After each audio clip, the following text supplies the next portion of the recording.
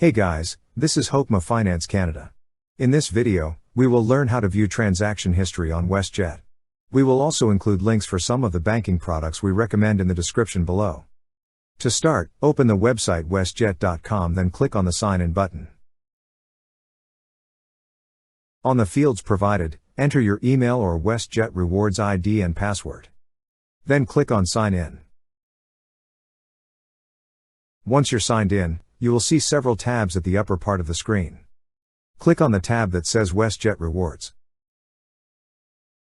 Then on the drop-down list, click on the option that says View My Transactions.